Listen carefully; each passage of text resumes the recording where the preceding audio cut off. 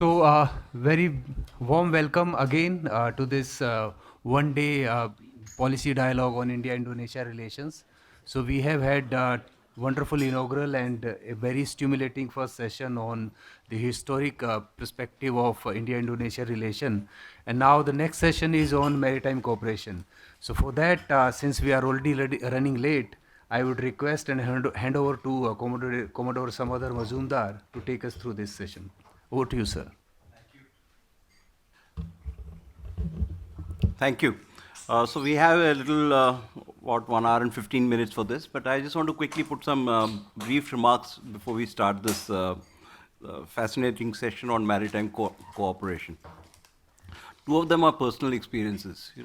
Some time ago, about 15, 20 years ago, I had gone to a place called Motupalli, where there was an inscription which spoke about the trade relations and the customs relations between countries.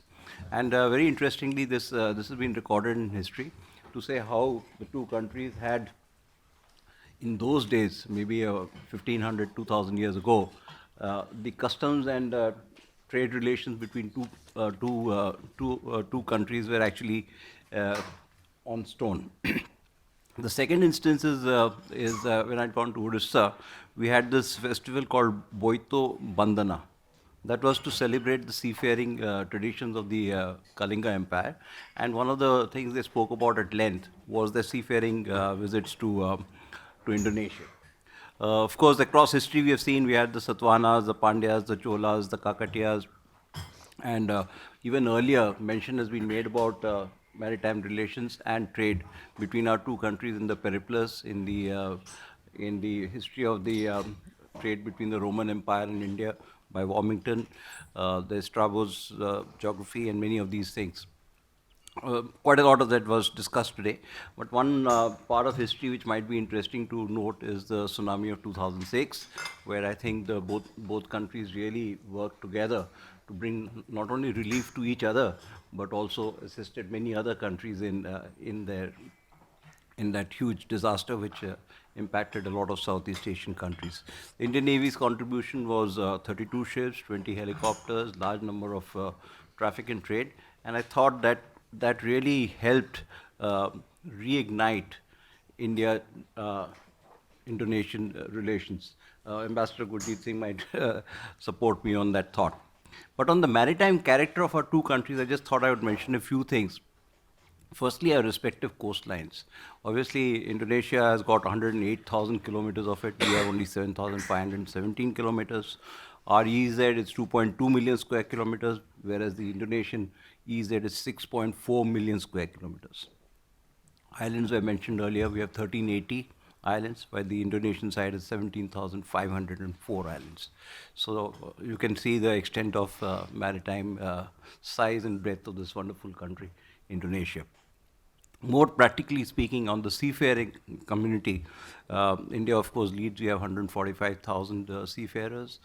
Indonesia has put in 115,000 seafarers. And very interestingly, I didn't know this for a long time, but Indonesia has the largest fleet in the world in terms of numbers, 11,500 ships. We are at 1,450 ships. Not in terms of tonnage, but in the total number of ships that you own, you're the largest seafaring community in the world. So you have that. Shipbuilding capacities on both sides are not particularly great. We are hovering at around 40,000 tons each, but we can do plenty to work there. India, of course, has got the predominant place for ship recycling. We do about 34%. The Indonesians do less than 1%. Trade was mentioned. We have been both trading partners in ASEAN, and of course, one of the things that we know from India's side is the amount of Indonesian coal that comes to India, which feeds into many of our power plants, and it also feeds into an iron and steel industry. As far as the work that has been done so far, we have had all these agreements starting from 2001, the cooperative activities agreement in defense. We had the coordinated patrols, the 42nd of which has just got concluded a couple of months ago. Then we had the new strategic partnership in 2005. on marine affairs and fisheries. I'll come back to fisheries again. We also had defense collaboration agreements in 2015. Then we had, of course, a 2018 seminal document on shared vision on Indo-Indonesia maritime collaboration on the Indo-Pacific. I think if today's discussion has to discuss one document that will stand out, is to see how much more ships have passed through the Malacca Straits in the period since 2018 till today on this document and how much more we can go forward on this. Mention was also made about the Indo-Indonesian Defense Partnership exhibition cum seminar earlier this year. And I think that saw a huge amount of representation from Indian industry, led by from Secretary of Defense Production, and from your own side, your Director General. Definitely. And we have several forums in which we interact bilaterally, multilaterally, and also minilaterally. The latest minilateral would be probably the India, Australia, Indonesia IPOI sort of initiative. We are also featured together on IORA, on the IONS, which we spoke about, the Indian Ocean Naval Symposium, the Western Pacific Naval Symposium, and in different other forums. The foundations of the work that we have done so far, and I think you're all experts here, rests on the basic two foundations of Indian policy. One is we started off with the low-keys policy, moved on to the active policy. Then we also had the Sagar on our side, and on the Indonesian side we had the Global Maritime Fulcrum. I think I should not speak any further because I don't want to take the steam away from my friends because they are going to be more knowledgeable about the subject than I am, being specialists. So with these words, let me first invite Dr. R. Usman, who's an expert in environmental economics. I must speak with you on length on environmental economics, particularly on hydrogen. Development economics and public policy, 22 years of experience. So we are really fortunate that you're here, and you're a member of the Department of Development Economics at the State Islamic University, and you have done lots of research in areas of ASEAN sustainability. We'd like to hear about what we can go do towards sustainability, political economy, poverty reduction, social. In fact, all these items that you've listed here are the very subjects of maritime cooperation that we could discuss. You've also been engaged in various research projects, particularly with DANIDA and GIZ, who are also quite actively involved in Indian sustainability initiatives, so that would be nice to hear from you. You've also received several awards and grants. Congratulations for that, including the DANIDA Fellowship of 2019, the US Department of State Fellowship in 2019 again, the DKI Jakarta Province Award for Best Research, the Minister of Education Award for Outstanding Researcher, and the Endeavour Award Scholarship for ASU 8. With these words, it's a privilege to host you here, and the floor is yours. Just as a housekeeping rule, as I say, you can speak for as long as you want, but we'll listen for 12 minutes. Okay, thank you, Mr. Chair, for the time. I would like to make it short since we already run off the time. I don't want to repeat already present this morning, but I think we both know Indonesia and India, we have a maritime cooperation, not only about trade and commerce, it's also about how to preserving peace and security in the Indian Ocean region. Yeah, if you look at this picture that Indonesia and India and ASEAN countries, including Indonesia, which is there's several waterways like mentioned already. Malacca Strait is very strategic, not only for India but also for Southeast Asia, especially in the context of geoeconomic, in the context of safety of shipping. We are talking about connectivity, maritime security as well, but I don't want to touch about maritime security. I believe the other speaker will touch about this. I'm focusing on the maritime economic cooperation. But this is just a gift picture why we need a safety shipping line, and yeah. If we look at India-Indonesia data about how important Indonesia and regarding the Indian Ocean Rim, Indonesia is very active in the IORA. This is also related to our President Global Maritime Fulcrum exists. This is how to make sure engaging with India to this strategy. Uh, I want to touch also about this morning about importance of Sabang Island, which is a part of Aceh province. This is one of the key pillar India-Indonesia relation related to economic, also security as well. Because in this context, not only about the distance, but this also we can share the vision of maritime cooperation in the context of Indo-Pacific. And then I also discussed this morning with your colleague about connectivity. This is why connectivity is important. I also heard this morning Ambassador Ina mentioned there's already direct flight from India to Indonesia. So this is a lot of have to be built in the context of economic maritime cooperation, because connectivity is important, and this is we should have like I call it a pilot project case study to make this cooperation workable. We already heard this morning about, of course, historically we already have bonding also by the Excellency Ambassador next to me. We already have that, we call it social capital, Indonesia and India in the historical perspective. But if we look at, yeah, this is a sample. Actually, India can involve in more active together with Indonesia regarding the cooperation about marine resource, including the ecotourism, cruise, and all the kind of maritime economic sectors.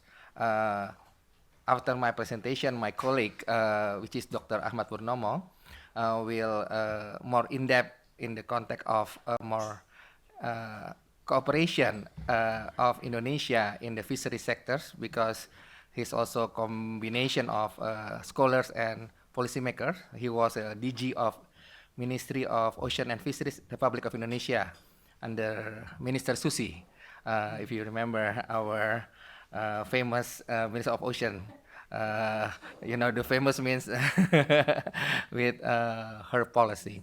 But again, regarding these two countries, I believe we need more something to do in the context of economic maritime cooperation. Many of meeting, I think, mentioned also this morning, and then we also already have the same goals, yeah, to become how to make a mutual interest in the context of maritime domain, which is both countries already share this vision.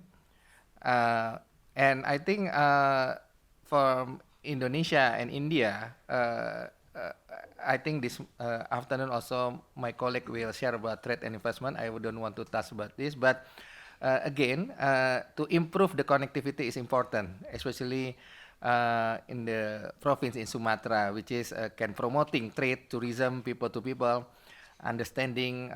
Ambassador Ina mentioned about trust, people to people exchange, also mentioned by several speakers in the morning. And this second one, since Indian Ocean is also potential, I think blue economy. I think I just attend last month ASEAN Blue Economy Forum in Laos. I think a lot in ASEAN itself, this is become important because the ASEAN already established task force, ASEAN Task Force for Blue Economy. It means I think India also already tried to have some initiative, yeah, in some area in Indonesia, including the seaweed farming project or others, and then we can explore in this discussion. I believe this is also should involve the private sectors. And of course, this one need support also in the context of policy. And for the marine fisheries, of course, both sides is a potential market in the fisheries product, Indonesia as well as India. So this is should be exchange of technology, both country, to explore more about this economic maritime cooperation. I think, of course, if we talk about maritime economic cooperation, we also have to talk about maritime security. Like I mentioned, Indonesia and India both are maritime countries, but how to make sure we get the economic benefit for this. Like Indonesia, we are one of the longest coastline in the region, and then yeah, how we increase both sides in context of exploring the maritime, marine uh, uh, economic opportunities, but of course not forget to make sure there's a sustainability in the context of the environmental impact. And I think, yeah, this is some uh, meeting, bilateral maritime relation between Indonesia and India, just to mention a few, and then yeah, I think this is the my key message. We have to focusing on the blue economy and the marine fisheries, and this is will be present more details with my colleague Dr. Ahmad Purnomo after my session. Look forward for discussion with all of you. Thank you so much. Thank you very much for those insights on what on the realms of possibility between India and Indonesia. I think one key, of course, I'll reserve my comments to the end, but one thing that you said, which is particularly striking, which you mentioned in your slide, is that Indonesia is a provider of materials and resources. And I think some of those materials, particularly nickel and coal that I mentioned earlier, rare earths in the future, are areas that we can work, and they have some linkages to maritime cooperation. So whilst Indonesia is the provider of materials and resources, increasingly India is the processor of materials and resources. And at the end of it, we'll both make products which will contribute to our mutual prosperity. So there are 4 P's there for you as how we go on. We'll also discuss about cooperation in fisheries sector, particularly the issues that you brought out on seaweed farming, tuna farming, and I will also highlight sometime later on global warming and climate change and its impact on fisheries. Thank you once again for that brief presentation. Our next speaker is online, and Dr. Pornomo, if I have pronounced your name correctly, has a PhD from the University of New South Wales in Australia. He started his career as a research scientist in 1982, so that's a long, almost 40 years of work, and has grown up to the position of being the Director General of Agency for Marine and Fisheries Research. He's also served as the Senior Advisor on Economic, Social and Cultural Affairs to the Minister of Marine and Fisheries. He was assigned as a Special Envoy of Minister of Marine Affairs and Fisheries on Climate Change. He has also been the Consul Director member of the Southeast Asia Fisheries Development Center. He's published almost 100 papers, and post-retirement he's been a senior advisor and is now a senior lecturer in the Fisheries University. His field of interests are fisheries management and seafood quality and safety. All of them are subjects of very close maritime collaboration between our 2 countries. Dr. Pornomo, the floor is yours. Please. Thank you. Hello, good afternoon. Can anybody hear my voice? Yes. Hello? Yes, we can hear you. Okay. Yeah, good afternoon, ladies and gentlemen. Good afternoon also, Mr. Chair, Vice Admiral Pradeep Chaudhary. I would like to present the topics that I was asked, and I asked the permission to share my presentation, a little bit different from the one that probably Dr. Arisman has submitted to the floor, but I think it will be okay. Is my presentation viewed or shared already? Can anybody see it? Yeah. Yes, we can see you. Yeah. Yes, we can see you. Okay, now, I will not go to details on the introduction as almost everybody in the room has mentioned about it. But I think I will go to the second page. So it's mentioned here that the 2 countries have the marine resources, abundant marine resources, and also abundant potential for the maritime resources, like the one that I have written in the presentation. Also, the two countries face threats such as climate change, unsuitable use and exploitation of marine resources, maritime security, of course, and geopolitical tensions in the Indian Ocean.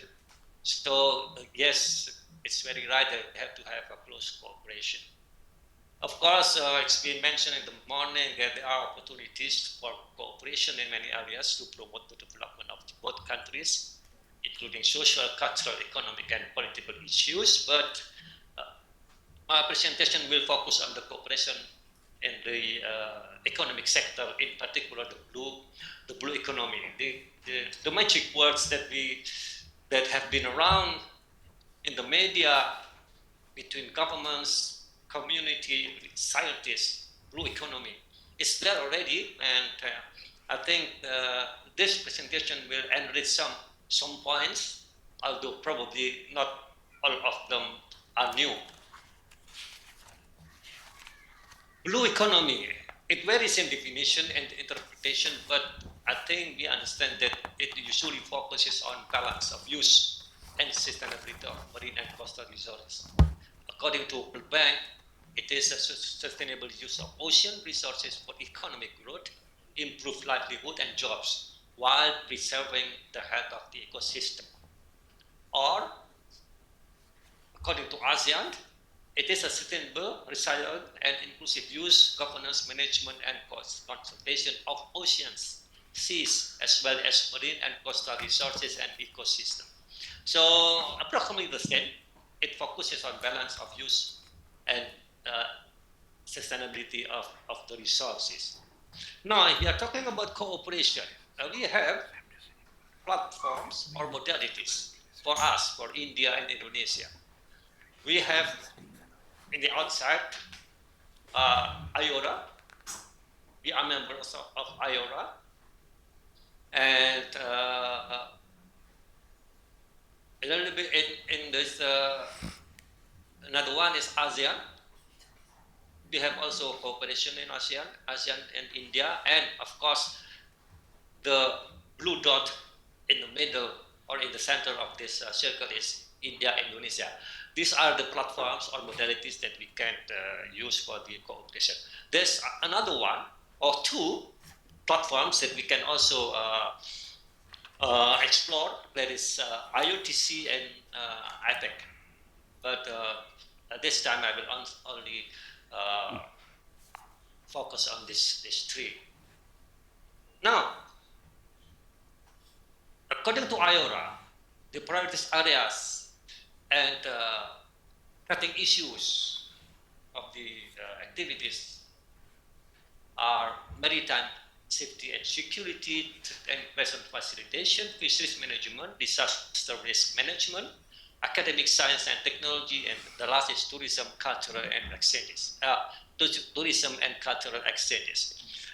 In the middle, we have two cross-cutting issues: women's economic empowerment and blue economy. And this is the one that I'm presenting now. What are the focus of blue economy according to IORA? The vision is to promote socially, economically inclusive and environmentally sustainable development of the blue economy. We have fisheries and aquaculture there, seaport and shipping, renewable ocean energy, marine biotechnology research and development, and tourism. There are 5 focuses or 5 areas. And back in 2017, IORA have this declaration in Jakarta. Again, we have 1, 2, 3, 4, 5, 6, 7, 8 focuses that basically is the extension of the previous focus areas. Now, ASEAN. In 2021, ASEAN Leaders Declaration on the Blue Economy. There are some points there, but I will mention only 2. That the ASEAN leaders agreed to explore cooperation on the blue economy in many areas. like the one in the slide. And also, the most important thing in related with our conference today is that ASEAN welcome external partners to support blue economy. So the support or the cooperation with India, of course, is very much welcome. And in 2023, I think it has been also mentioned by the chair just now. There are 13 points here, but the one that I give red ink, red color is on the blue economy. We have two there, promote cooperation and blue economy, and number 8 is foster greater engagement in promotion of blue economy. Now, these are the platforms that we can use of. Last one also in 2018, shared vision India-Indonesia maritime cooperation in the Indo-Pacific. We have 1, 2, 3, 4, 5, 6, and number 2, promoting sustainable development of marine resources. It is broken down into 1, 2, 3, 4, 5. Number 4 is promoting blue economy as key resource of inclusive economic growth and job creation. What are the opportunities there? Opportunities that we have. We have marine and coastal resources, very abundant in both countries, in India and Indonesia. Laws and regulation to support the blue economy are available already. At least from the article that I read, there are 5 regulation that from Indian side that can support the blue economy, such as Sagarmala or also PMSSY, etc. There are 5 already. In Indonesia, even we have already had the roadmap for blue economy. And regional and international collaboration are also available. As I mentioned before, ASEA is there, IORA is there. Probably in a larger scale, we can have IPEC or IOTC special for tuna. And I'm sure India is the member of IOTC, and we can work how we can manage tuna in the Indian Ocean sustainably. Priorities area and the blue economy of both countries. As long as I learn from the article or the book that I read, on the left side is the Indian priority areas, and the right side is the Indonesia. Both are similar, only probably the mention is a little bit different, but actually they're all similar. So I don't have to read out this again. Now challenges. Challenges that we have if we are going to cooperate in blue economy. 1, 2, 3 is about both countries. It's our countries. Human resources, limited human resources, infrastructure, and of course, fundings. We have to check our budget, our own budget in the country. How much budget is prioritized for blue economy? Probably not much. So we have to seek from outside funding probably. And from the two places that I have under India, the challenges are overfishing, marine pollution, ocean governance, and climate change. This is common things that we see in the literature and we see also in the daily life. For Indonesia, we have almost similar challenges. Destruction of critical coastal habitats, inefficient fisheries management, plastic the much damage to coral reefs, and marine and coastal tourism issues. These are the challenges that we are facing, and based on the opportunities, and based on these challenges, we can work together. We can have a close cooperation how to manage these resources, how to overcome these challenges. Now, for closing remarks, India and Indonesia share a common interest in harnessing marine resources, and both recognize the importance of the blue economy as a driver of inclusive and sustainable economic growth and development in the region. close cooperation between us, Indonesia and Asia, in implementing the principle of the blue economy can foster, we are very optimistic, of course, can foster the prosperity for both countries and on a larger scale support the SDGs, especially number 14, life underwater, for instance. And this cooperation we have already had, as I mentioned, or other speakers mentioned before, we have so many cooperation, so many platforms, but there are needs to materialize in further action. I mentioned here one action, the creation of task force between Indonesia and India to address the opportunities and challenges, and of course, probably creation of pilot projects, 1, 2 in India, 1, 2 in Indonesia. We can work together in that project sites and see the result. Ladies and gentlemen, Mr. Chair, that's what I would like to present. Thank you very much. Dhanyawad. Dhanyawad. If I might use a word from your slide. Thank you. Indeed, Dhanyawad indeed. So I think the brilliant presentation there once again, and the focus on blue economy and maritime cooperation was self-evident, and the wide canvas that you draw upon from the various forums such as IORA, ASEAN, and even at the bilateral level, covered a wide range of issues. But interestingly, I think the point that emerged very clearly is the overlaps that exist between the different mechanisms of working together and the core themes that continue to support any architecture that we want to develop. Particularly, I quite liked your ideas on fisheries management, marine environmental protection, and this interesting point that we have the resources, we have some limitations of infrastructure, but we have no lack of will to work together on developing better maritime collaboration and cooperation between our two countries. So, two very interesting concluding remarks, and I hope that's noted somewhere, is this whole business of creating a task force to address very focused outcomes that will come out from the subject of maritime cooperation that we'll discuss today, and also to see what kind of pilot projects that could be conceived. I think these are very brilliant suggestions from your side, and work can be taken up on those two issues between our respective institutions. So with this, thank you once again, dhanyawad again, and as you said, I wish I knew the Indonesian word for dhanyawad. You can help me with that. Terima kasih. Terima kasih, right, Terima kasih, I got it right. Thank you. Now it's my pleasant duty to invite Commodore Anil Jayasingh, old friend of mine. He's the Senior Vice President at a European MNC, very sort of knowledgeable person on the maritime side. He's been the Vice President of the Indian Maritime Foundation, and of course he's a member of the governing body of the Society for Indian Ocean Studies. He's on various committees of the industry associations and ASSOCHAM. He's been engaged with the other industry associations. He's a specialist in anti-submarine warfare.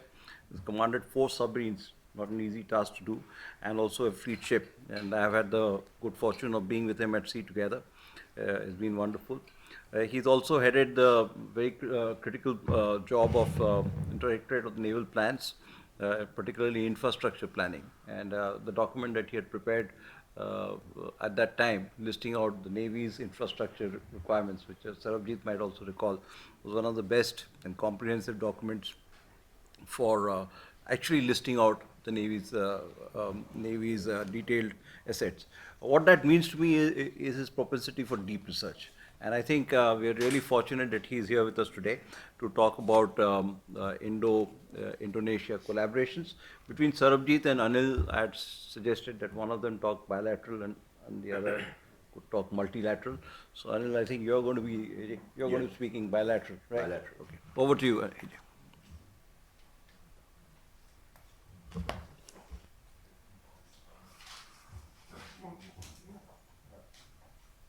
It's on. It's on. Firstly, it's an honor for me to be amongst you all this afternoon, and I'd like to thank RIS for this opportunity to share my views on the maritime security dimension of the bilateral relationship between India and Indonesia. This year commemorates 75 years of this diplomatic relationship. And in our case, I think in the case of these two countries, the 75 is just a number. What is more important is that within a short period of gaining independence, both countries decided to formalize a relationship which had been forged over 2 millennia of maritime connectivity, with President Sukarno being invited as the chief guest for India's first ever Republic Day in 1950. The elevation of the relationship to a comprehensive strategic partnership and the shared vision of India-Indonesia maritime cooperation in the Indo-Pacific, which was alluded to earlier, are the more contemporary defining elements of this bilateral relationship. The depth of this relationship was also aptly highlighted by Prime Minister Narendra Modi at the G20 summit held in Bali on 15th and 16th November 22, when Indonesia handed over the presidency of the G20 to India, where he made a metaphorical reference to the physical proximity of the two countries by saying, "We are not 90 nautical miles away, we are 90 nautical miles close."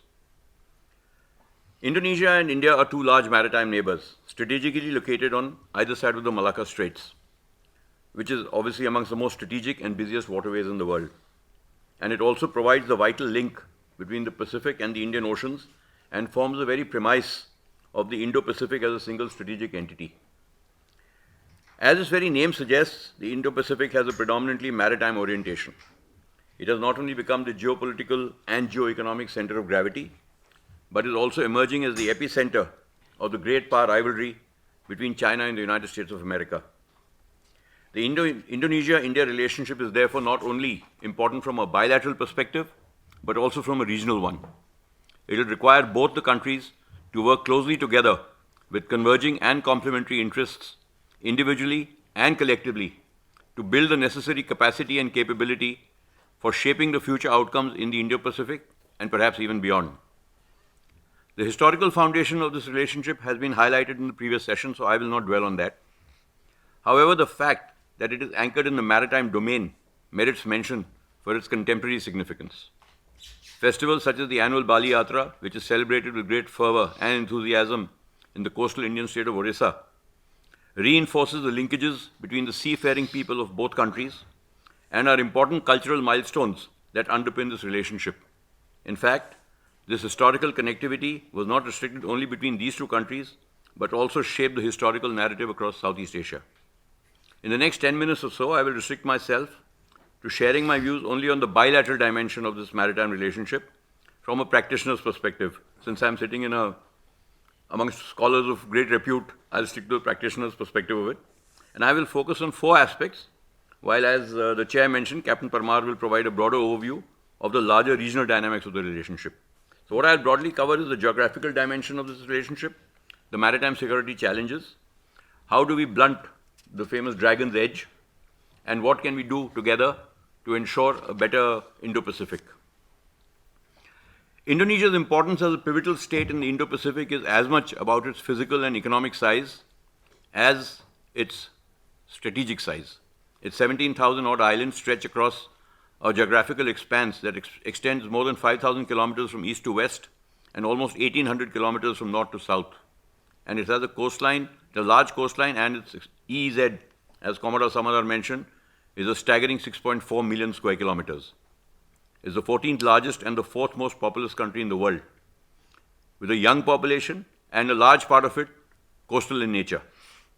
It is amongst the 20 leading economies in the world and within the top 10 on a PPP basis. It is also the largest member of ASEAN and is also part of the Indian Ocean institutional frameworks. However, its strategic importance is not defined only by its size, but more by its location, which straddles 3 critical approaches from the South China Sea to the Indian Ocean that underscores its importance. India too is a large maritime power in the Indo-Pacific and the predominant maritime power in the Indian Ocean. It's blessed with a favorable maritime geography, with its peninsular tip jutting almost 1,000 miles into the center of the Indian Ocean, and it straddles critical international sea lanes, and the southern tip of the Nicobar Islands sits astride the approaches to the Malacca Straits. Its eastward inclination, which was also alluded to earlier, first articulated in its Look East policy of 1992 and subsequently its more recent Act East policy of 2014, have made it a significant factor in the larger Indo-Pacific security calculus. From a foreign policy perspective, Like India, Indonesia's free and active foreign policy is rooted in exercising its independent option of taking strategic decisions based on its own national interest. It has steered clear of aligning itself with any power bloc or ideological construct and has contributed significantly to various regional institutional frameworks. It is the largest and most important member of ASEAN and is therefore expected to play an important role in addressing its concerns and its centrality. Despite being subjected to China's maritime belligerence in its EEZ and in the Natuna Sea, and also the presence of Chinese research vessels and underwater gliders carrying out seabed mapping and other surveillance activities, it has refrained from any aggressive retaliation.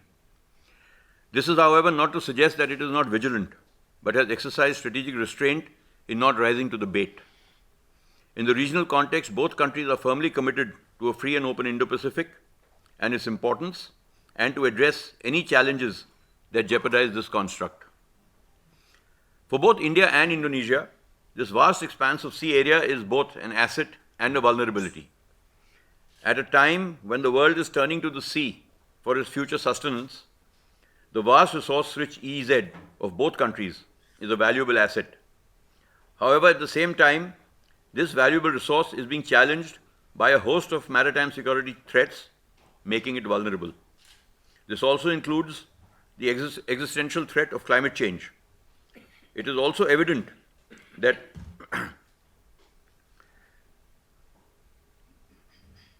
securing and surveilling the vast maritime space of the Indo-Pacific, or for that matter even the Indian Ocean, is beyond the capacity and capability of any single nation or any single country and requires a collective effort. It is for large countries like Indonesia and India to take the lead in optimally channelizing the region's capacity and adopt an inclusive and collaborative approach towards capacity building and developing an effective regional maritime security architecture.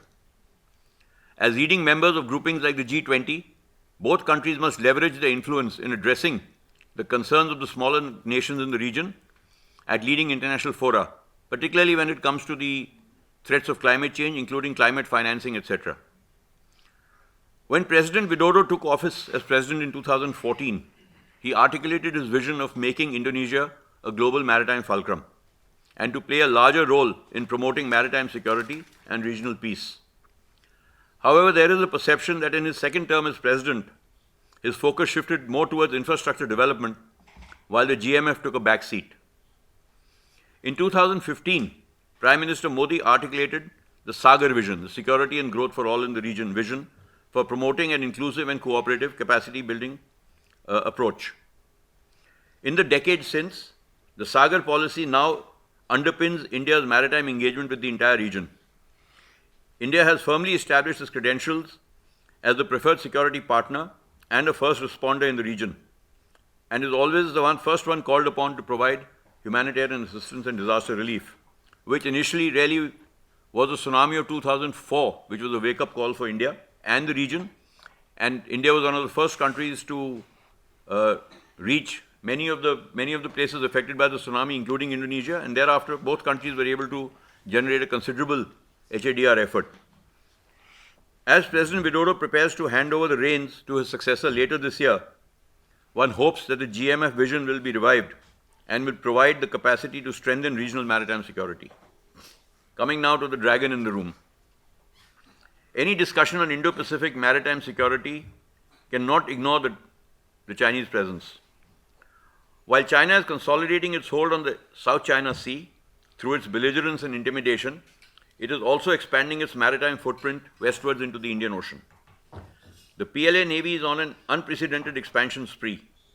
Even though it already has the largest navy in the world, it still lacks the capacity, capability, and perhaps to a certain extent the confidence to project power in its far abroad, which at present for it is the Indian Ocean. For the moment, it is biding its time and testing the waters with its grey zone tactics, its maritime intimidation, and its naval deployments in its first and second island chains. It is also transforming itself into a powerful blue water navy, and in the meantime, it is consolidating its maritime infrastructure in the Indian Ocean through a series of strategically located bases and ports, which will be ready to support a formidable and permanent PLA Navy presence in the Indian Ocean probably by the end of this decade.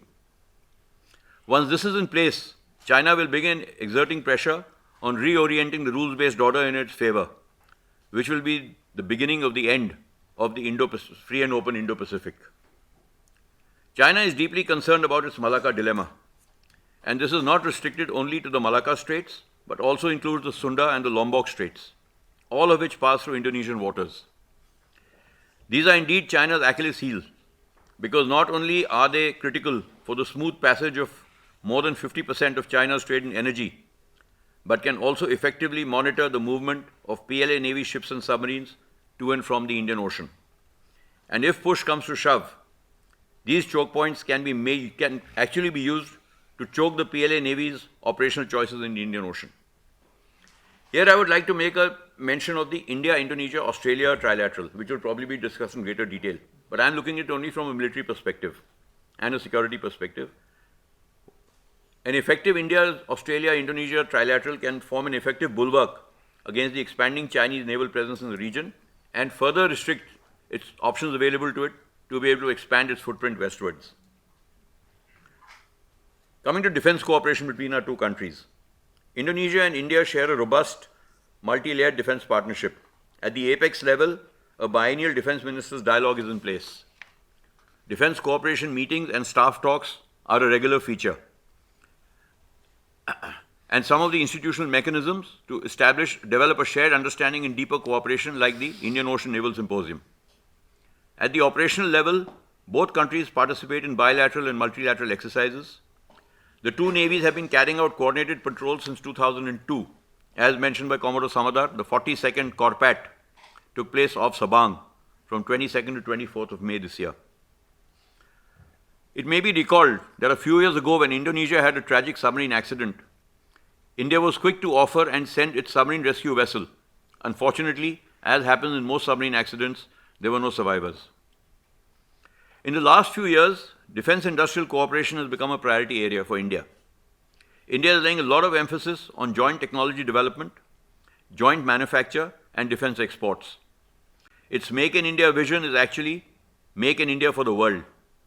And the government of India is actively encouraging foreign industry to collaborate and partner with Indian defense industry to make India the export hub for advanced technologies to friendly foreign countries in the region. Indonesia must identify areas of interest and actively engage with Indian industry. As I understand, Indonesia's largest shipyard, PT PAL, has been in talks with various Indian shipyards for various programs, but I'm not so sure if any specific program is yet underway over there. A couple of days ago, I also read that China has offered Indonesia conventional submarines. However, media reports suggest that Indonesia is inclined more towards the French evolved submarine Scorpion class. India has built 6 Scorpion class submarines and could become an area for defense cooperation. Similarly, Indonesia operates 4 German Type 209 submarines. India has built these submarines in the past, and in the last 4 decades, none of these submarines have ever returned to Germany for refit or modernization, all of it being done in India. So this is an opportunity for India and Indonesia to partner for refitting, repairing, modernizing, and doing life extension programs for these submarines. So there are many such areas of defense cooperation which need to be explored. Unfortunately, time is at a premium, so I won't go into details. Another interesting aspect which came out, which the ambassador also alluded to, was the past mistrust or trust deficit between our two countries. I remember when I was a midshipman way back in 1980, we were quite excited to be told that we were going to Surabaya on the midshipman training ship. And just about a week before we were to leave, we were told the visit has been called off, because now as midshipmen, it may have been a grapevine, but we were told because Indonesia has not cleared the visit of the ship to Surabaya. So I was very happy to note a few months ago, an Indian submarine, INS Sindhu Kesari, actually went to Jakarta. And personally, it was very gratifying for me because I have not only been the commissioning crew of INS Sindhu Kesari, but I also commanded it 10 years later. So it was very gratifying personally for me, but I think it was a great step forward because submarine is the cutting edge of naval deployments. And if submarines are going to visit other countries, then it means the depth of the relationship is considerable. In conclusion, I would just like to say that in the last 70 years, the bilateral relationship between Indonesia and India has been on the rise, and this upward trajectory must be maintained. Both countries share a vision for a free and open Indo-Pacific, and the plethora of maritime security challenges which is reflected in their interaction with each other and with others in the region, plaguing this region with some of the most existential threats, particularly those related to climate change. Both countries must appreciate the urgency to address these. The convergence on these is reflected in the India in the India-driven Indo-Pacific Oceans Initiative and the Indonesian-initiated ASEAN Outlook on the Indo-Pacific. It is critical for the well-being of the entire Indo-Pacific that Indonesia and India leverage their size, strategic location, and economic heft to develop a robust regional security mechanism in the Indo-Pacific for the larger, free and open Indo-Pacific. Thank you. Thank you, AJ, for that wonderful expose of covering such a large number of subjects in the 10 minutes that you have. But that is your specialization. Submariners are very economical with the words they use and with the resources they use. So, so this is quite right that you did this. So there are many interesting points. I'm not going to get into all of that, but I thought there are two, three things that could be flagged from our side also. One is, of course, the Global Maritime Forum, and where does that stand? Maybe Sarabjit will be discussing that. The second point is, of course, Sagar and Act East policy. Both of these are critical to whatever relationships we develop with our neighbors in this region. I also want to dwell a bit on China. We can't leave that out of the room. China is going to have 425 ships by 2030. That will be 13 SSBMs, 3 carriers, millions of missiles, hundreds of ammunition, all of that in this area. And the reason why it is worrisome for all of us, you can always go by will and intention, but once you have a capability, the switch from desire to use it and not to use it is very sort of sensitive. So we should be aware of that. Of course, such a naval power presence in the Indian Ocean region will certainly be a cause for concern, particularly for free and open Indo-Pacific, as we have seen in the South China Sea and various other areas. Naval cooperation has been discussed at length, and the whole business of collaboration, I think we should look at more actively. You mentioned it in your thing that you have materials and resources. We have the production means. Yeah. So if we work together, we can jointly develop some good projects. Certainly in the area of submarines and other warship building assets, I'm sure our two countries will benefit through what is known as scale and size. Yeah. The economies will come into play. As I think Commodore A.J. Singh has also mentioned on submarines, we are building submarines, you also need submarines. It might be a good idea to explore possibilities of joint production and development of submarines together. So if we do that, maybe the cost of submarines will come down for both of us. You will also develop some skills to make these submarines in your own country, working together with us. So that could be one area of work. The Type 209 submarine is a great example that can be continued as a initial point to take it up from there. But of course, not just having the submarine is not enough. We also need a submarine rescue vessel. So that can be also looked at. So these are some points that have come. I have reserved some comments for a little later.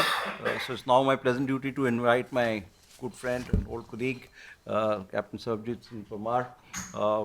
He is a seeking pilot. We have a submariner on my left, and I have a seeking pilot on my right.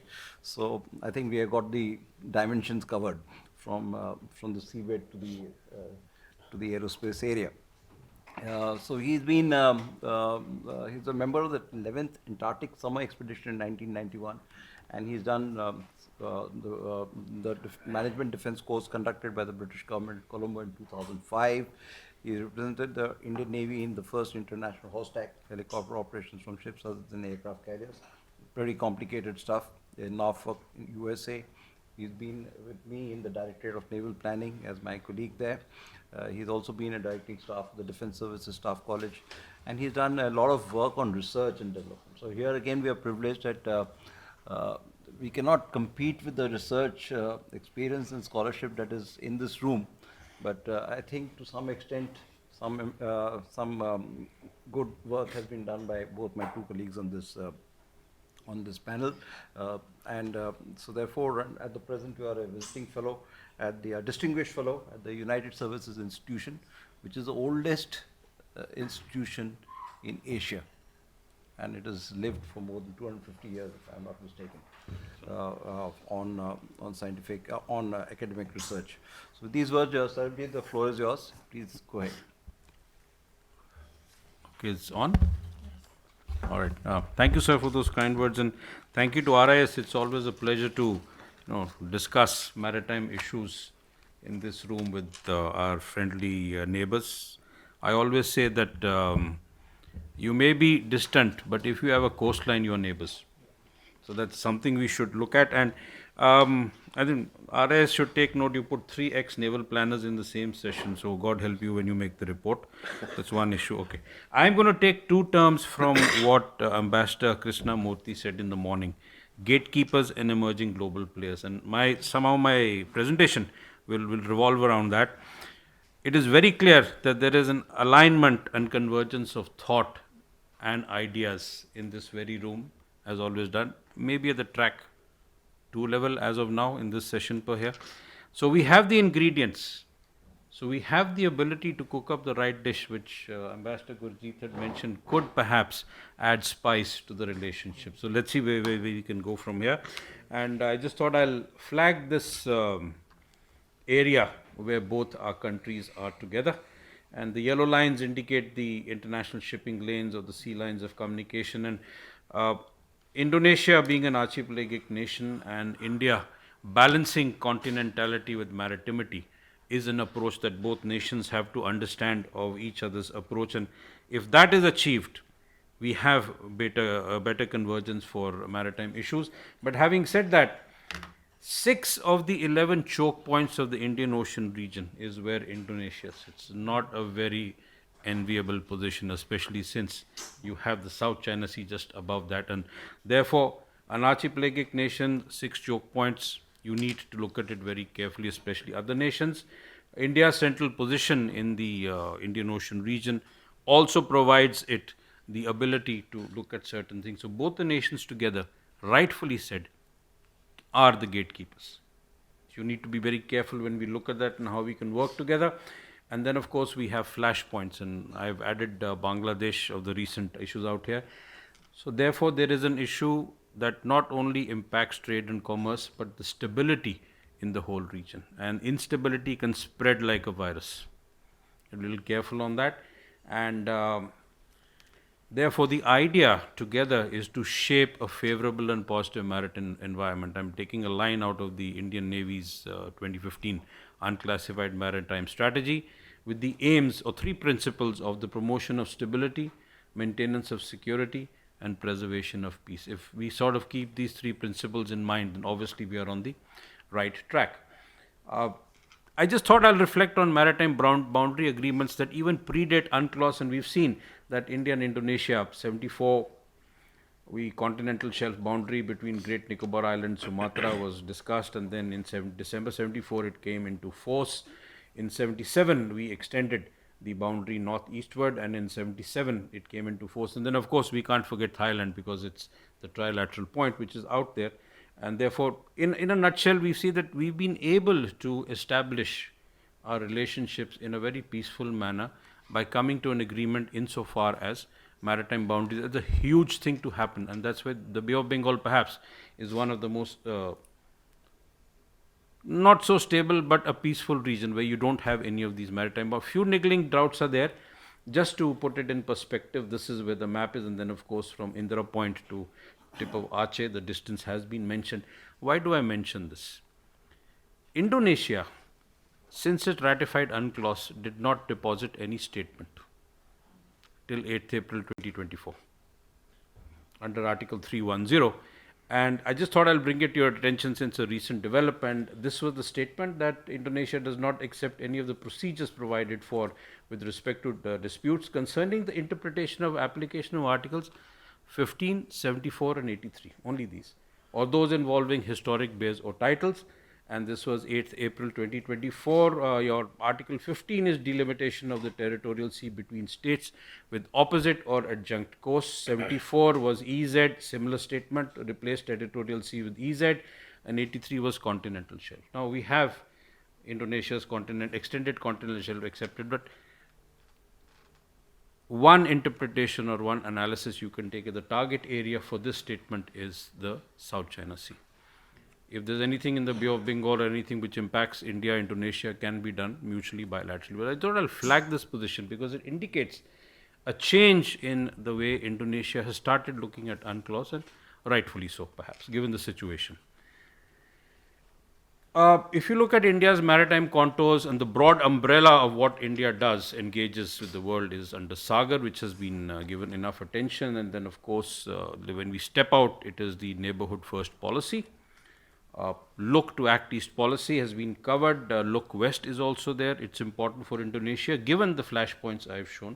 And therefore, Indonesia needs to come perhaps more west, as India has started going more east. So you cover the whole Indo-Pacific, under which there is a certain alignment. And then, of course, the Indo-Pacific Oceans Initiative, which has been covered in some detail. ASEAN centrality plays an important part. We can try to agree on what we mean by ASEAN centrality, but I think it's better to look at it as a concept rather than try to define what is ASEAN centrality. Others, we may run into some sort of trouble. There is the Quad, and of course, minilateralism. Now, India-Indonesia relationships fall under many blocks under this, and therefore there is ample space for them to emerge as global players, which is the second term, which I borrow from Ambassador Krishnamurthy. Of course, preferred security partner and first responder is the title that India has given to itself. It does not mean we have IPR on it. Indonesia can also become a preferred security partner in its regions of interest and first responder, and that gives us again ample scope to work together. Let's have a look at Indonesia's maritime contours. It's my view, so I'm open to any objections or critique on this, and I would say that Indonesia's maritime contours are based on the ASEAN outlook of the Indo-Pacific and the ASEAN maritime outlook of 2023. Base documents, and which again there is an alignment that follows. So the vision of the Indonesian maritime policy is to become a maritime nation as India. So again, we're on convergent paths. And the idea is for Indonesia to be sovereign, advanced, independent, and strong, and contribute to regional world security and peace according to its own national interest, which is a given. A little word on the Indonesian Marine Policy Action Plan 21 to 25, which is in force as we speak today. And this, a lot of my discussions will be on this. 5 principles on which it was based. Archipelagic view. To understand an archipelagic nation is a complex issue. Even UNCLOS, if you read through and through it, takes you time to get through it, and therefore there is a different lens by which perhaps we need to relook at Indonesia if that is a requirement. It's on sustainable development, which has been covered, blue economy, integrated management, and public participation, which is an interesting point of view, because then people-to-people relation come in. And Admiral Ajay Singh had mentioned the youthful population of Indonesia. It is, I think, both the youthful population of India and Indonesia are almost equal. So this population can grow together. If you age together in a friendly manner, your relationship becomes more cemented.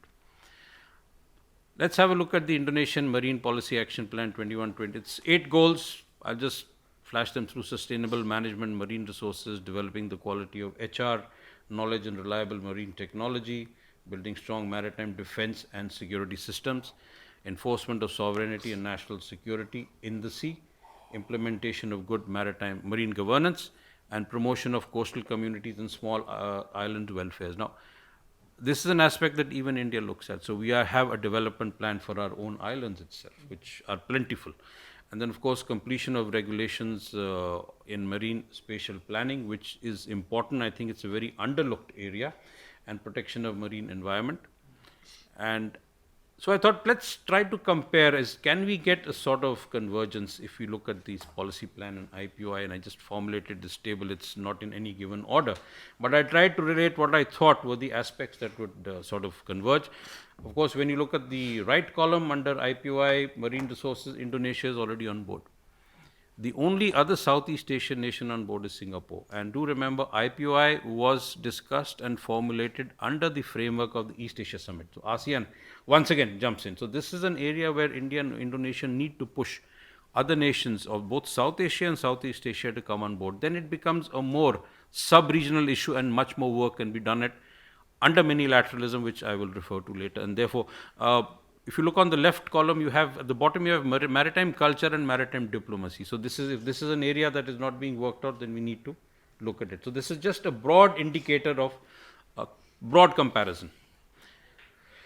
We look at maritime cooperation. The first aspect comes to is maritime security and safety, which both nations address, and therefore the most common issues that can be looked at are maritime terrorism and crime, piracy, safety of slocks. Given the Yemen situation in the Red Sea, the slow rise of piracy, it's important we look at this. Our unimpeded commerce, freedom of navigation and overflight, and IUU fishing. Fisheries is a huge issue. There is again a lot of convergence, which I will mention. So, for example, under HADR is a very low hanging fruit. So, even in the ASEAN ADMM plus working group, both India and Indonesia have been co-chairs. I'm not sure who will take over right now, but this is the right push to it. So, we have worked together under ASEAN on HADR, as we have done in IONS, which I will cover a little separately. So this issue of working groups is that you have an ASEAN member and a 1+ member. There are some working groups that have had a tough time. Counterterrorism is one example because you had Myanmar and Russia, but the transfer of the co-chairs to India and Malaysia, if I'm correct, is perhaps a good step. So therefore, when we look at working groups, we need to bring together nations who are first of all acceptable, and number two, who can work together. Pandemics is another issue. Perhaps we can put it under HADR, and I always love to quote this, and it's not the way to love to quote it, but the worst case scenario is if you to do HADR in a pandemic situation. Have we thought about it? Have we got SOPs working? We do have HADR SOPs, both the IORA, IONS and ASEAN have it, but do we have it for a combination of worst case scenarios? International laws has been mentioned in detail. Pollution is another area we can work on. And of course, blue economy has been discussed in detail, and the underlying thing is the sustainable exploitation of resources. The previous speaker spoke about SDGs. Therefore, as emerging global players, you will be able to add even at the UN level when you look at the enforcement or the fructification of SDGs. There is ample space to work together. But what about building mutual trust and confidence? Interoperability brings it about. And so if there is an issue, as we've seen in the historical perspective, where the trust factor diminished, I don't know if it went to below zero, but Ambassador Gurjeet can give us a figure on that. And what about the confidence in working together? So interoperability under certain areas needs to be done. So you need to understand the capacities and capabilities, strength and weak areas of each other nation, where we can complement each other when we work.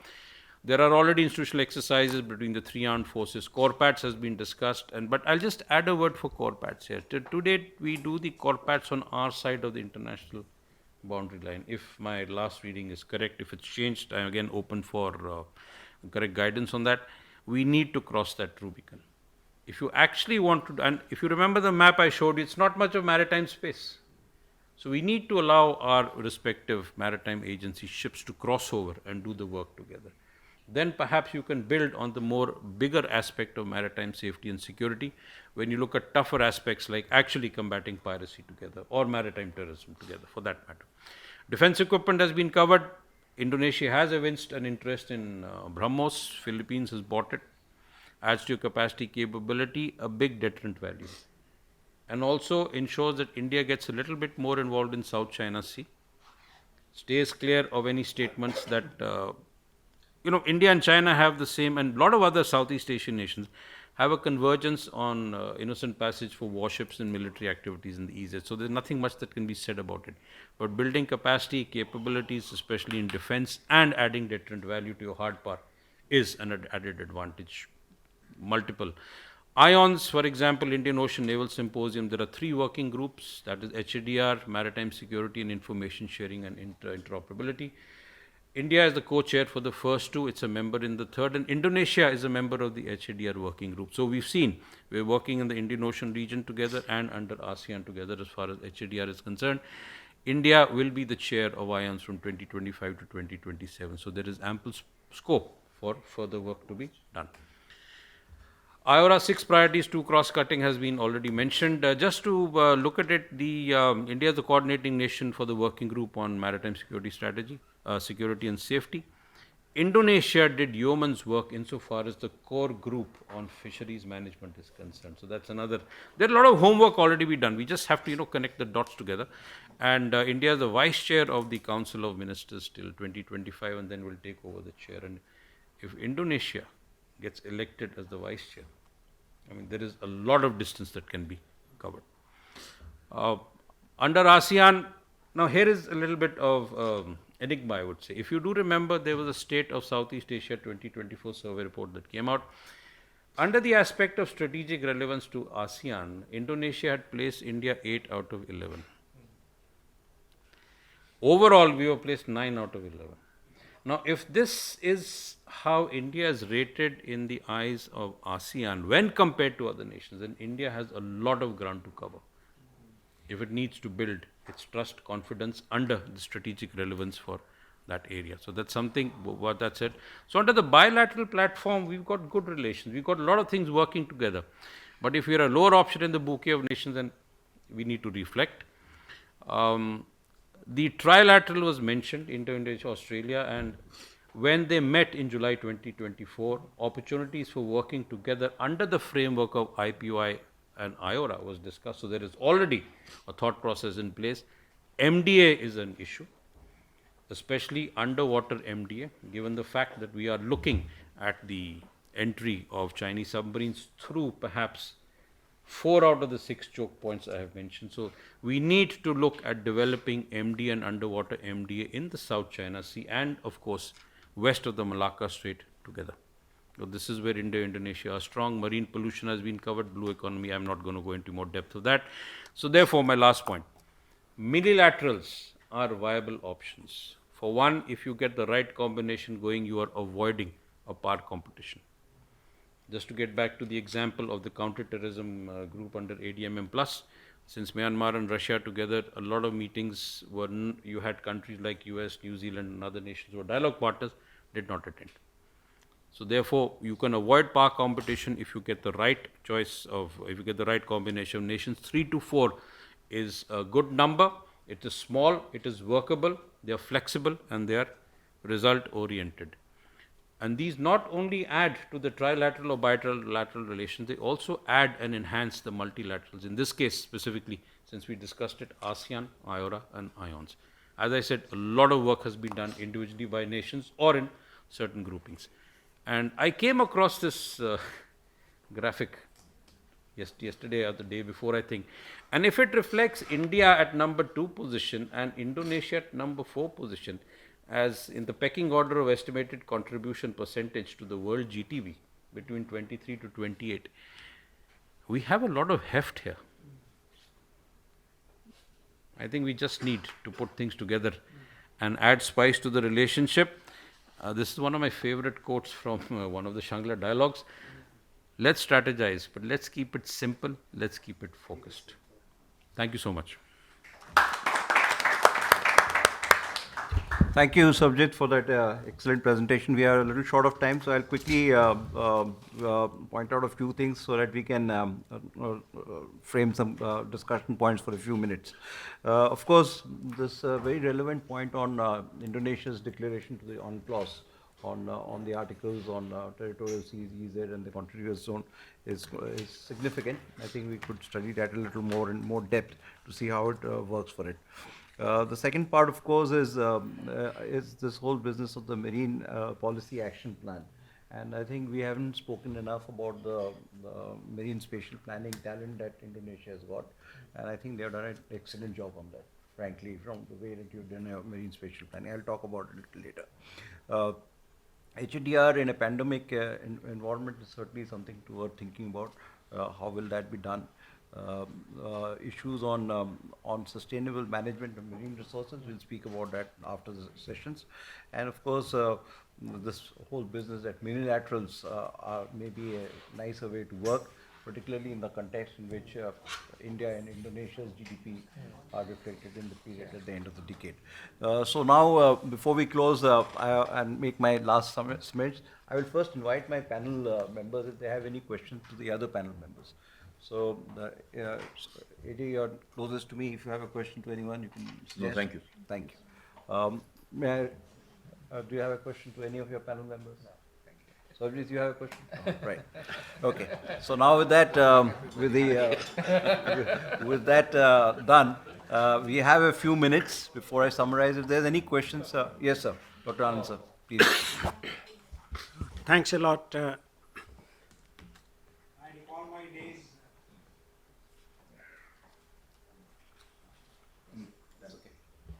In the Ministry of Defense, when as Joint Secretary I had acquired BrahMos, which was just now discussed. And but I'll take you to another area. We got baton from Indonesia for G20. RIS being, for our Ministry of Agriculture, we were the knowledge partner. There was one idea which we had floated, that there are, say, today 45 countries, developing countries, which are deficit in food grains. And more or less the same countries keep on importing. One good area can be that if we go ahead and with our economic might we tie up and we involve the international lending institutions also, that any country, rather than waiting for a requirement to import, not having credit or then trying to tie up credit, if these things are tied up well in advance in the short run, that will help in tiding over this problem, especially of many African countries. Secondly, in the mid-term, how can we help these countries to develop their own higher production and productivity? Because the plus point with these countries is that for them, agriculture land, the supply of land is not inelastic. So they whenever they come to RIS, they do say that so far as land is concerned, we have a lot of land. So that is one more area of food security where we can help each other and join hands. Thank you. Thank you. So, would anyone of you want to respond? The question was on structuring financial arrangements for food security with African nations. So, I think particularly from a maritime point of view, some of the presentations that had come up on seaweed, on fisheries, these are areas that we could probably work on. But I think we should note that point from Dr. Anand for future deliberations. Yes, sir. Ambassador Gurjeet Singh. Thank you.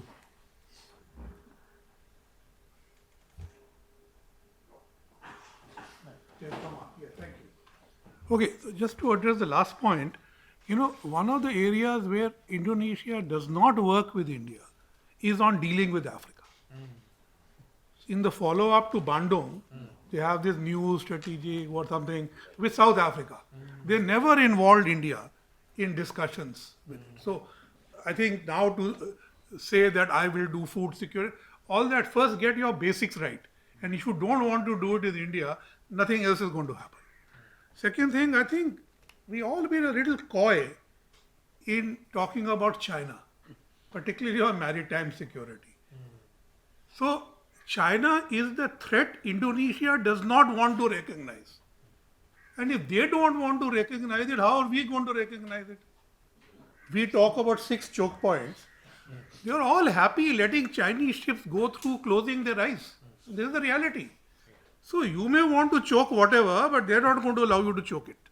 And that's the reason why you are not allowed to cross the line or allowed to do trilateral corpats through the Malacca Straits. China is sitting like a monkey on ASEAN's back, and Indonesia is no exception. We have to understand that. That is why in my remarks I said we have to find ways to talk to each other, leaving China aside. Find a way, whatever you can do. Now, 2 things. One, he mentioned fisheries. When I was there, I tried very hard on fisheries, and I was clearly told Indonesia is a competitor, rival. There's no way we are going to have cooperation with them on fisheries. Blue economy, yes, because we yet haven't found a way to see the competition.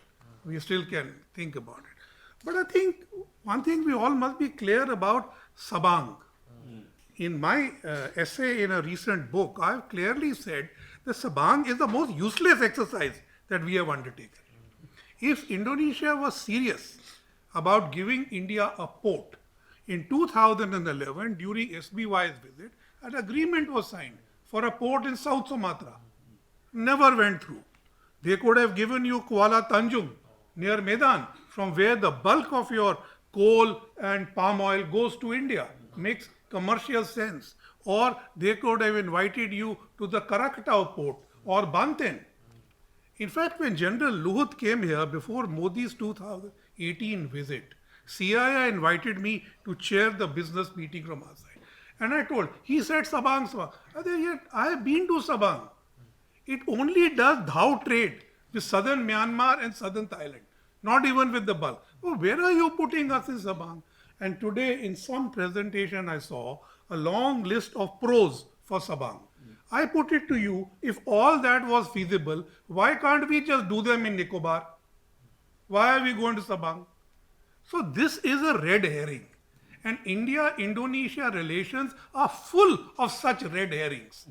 And a good ambassador needs to find his way through them. Because everybody is out to mislead you like this. You have to understand the hard realities and find out then what is feasible. Sabang will remain constantly talked about and nothing will happen. Thank you. Thank you. Thank you. I think I'll have to stop here and summarize here. So, very interesting discussions, and I think the point is that hard realities must be faced and recognized for us all to move cooperatively forward. That's one. But from the kind of discussion that we have had, I've just tried to summarize them. There are 3 or 4 things that this grouping of people together here, academics here, experts, diplomatic community, and all the other knowledgeable people who have joined this conversation, is to look at Indo-Indonesian relations in a 3x3 matrix. The first matrix is of short-term, mid-term, and long-term. And the second row item is, what can we do bilaterally, what can we do regionally, and what can we do globally. On all of these 3 issues, there are various things that we can do, and it's not necessary that all of them will be mutually exclusive. There will be some things that will be regionally as well as globally.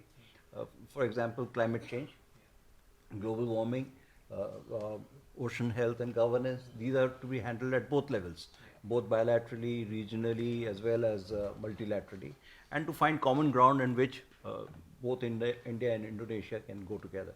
I think as Ambassador Gurjeet said, that we are not part of the Asia-Africa growth corridor. So we are here, we want to look at maritime trade and commerce. That is one vehicle for doing that. Then from a security point of view, of course, we have to recognize what China is up to or what it can be up to. Remember that capability and will. All the capabilities that you have are pure additions, but moment you have will, it's a multiplication. So whatever capabilities that China has can be multiplied exponentially if it is multiplied by the will of the nation to exercise that capability. So for that reason, a lot of such suggestions that come from both bilaterally also. But I think some things maybe we could do. One is get the white shipping agreement between us in place. That is the foundation of maritime. It's for your good. It's for our good. And let's do a white shipping agreement. We've done it with many other countries. Let's do one with you. I don't see the challenge there. Secondly, participation in our recap and the IFC-IOR. We have invited you to come and sit in the International Fusion Center in the Ocean region. Please come. I mean, there's no cost to you. You can just join and share, and we'll both learn together. The other issues which I think that we can work together on, particularly is on marine fisheries. Now, a couple of weeks ago, we had done a conference on Save Oceans for a Safe Earth, right? Where one of the most tragic things that came out in that conference was the impact of global warming on fisheries. And this came up, you spoke about tuna. It's now pushing all the fish stock north. The global warming on the oceans is at 7 degrees, at 9 degrees. So if all your fisheries are going to be in challenge, our fisheries are going to be in challenge. So like many other countries have managed to do, groups of countries have managed to do, we must look at how we can have a regional maritime, regional fisheries maritime organization, where we understand this is not an inexhaustible resource. It has to be kept sustainable, and for which we need to work together. So this is one area that we can certainly work on. The other areas that we can definitely work on, and I think we can benefit by it, at maybe some forum we can discuss it at length, is this whole business of the blue economy and its impact on creating what I call ocean slums.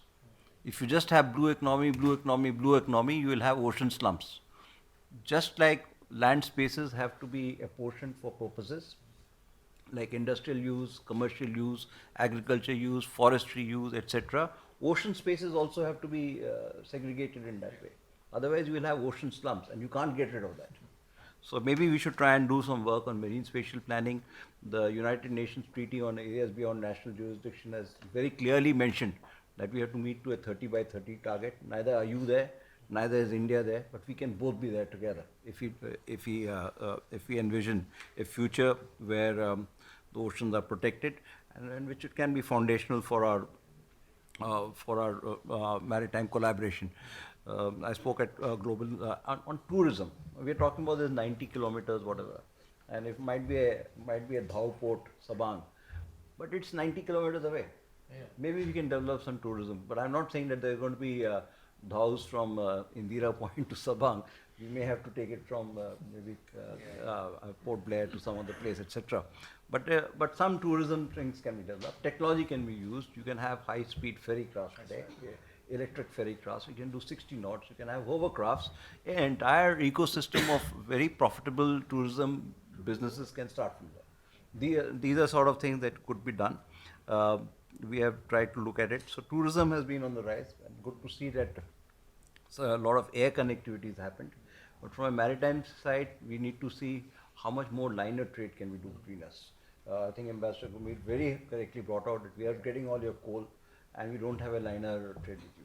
I mean, we are looking at almost 600 shiploads of coal coming from Indonesia every year on Chinese ships. So maybe we should try and do some shipbuilding together that that the coal comes on ships which are built in India and Indonesia. So with these words, I need to close this discussion, and it's my pleasant duty to thank my fellow panelists for their contributions. And may I now request my audience to kindly join me in thanking our panelists for this discussion. Thank you. Thank you, sir. Thank you for taking us through this wonderful session. Now we will break for lunch, and since we are running late, we would like to cut short our lunch break by 5 or 10 minutes so that we can start on time. Thank you. It's served outside. Thank